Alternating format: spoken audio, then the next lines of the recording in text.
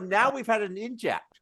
On there's the the way inject. home, one of our technicians was in a car accident and is hospitalized.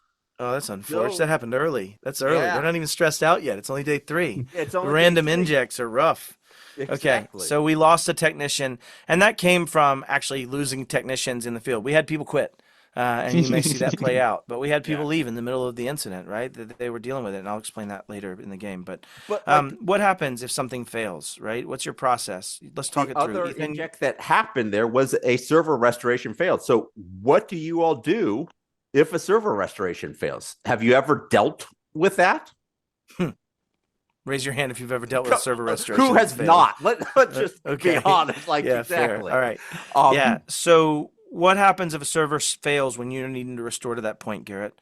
What do we need to do? What would you do in that tactical scenario? You would have to start going back.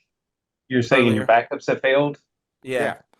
The most recent one that you needed did, right? So to your point, you'd go earlier. Yeah, you would start going earlier and try to figure out until you know that the malicious input that's is the other still point. there. That's the other point that you're making, which is accurate too. You don't know that yet, and we got that at least information from SpearTip here, right? They told us it wasn't before that date. But to your point, that's the first consideration. If it's not solved, that damn well you better solve. But that notwithstanding, you're right. If that last backup point failed because it's the 19th synthetic full that's been done, right? You roll back to an earlier one and you start digging into that. And then maybe you restore the server, and then you have to restore data differencing separately as a different aspect of it. And then the next question is, and I'm going to ask you this, Derek, or actually I'm going to ask you this, Wes, put you on the spot.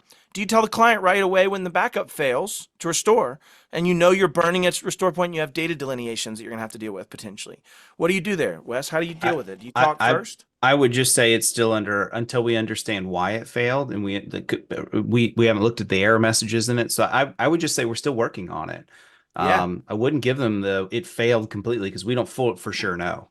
So when do you draw that? I think you just said it at the end then. When do you draw the line? When you for sure know, right? When you know it's burned, you talk, I think, in my mind, right? Is that when you set that expectation for everybody here?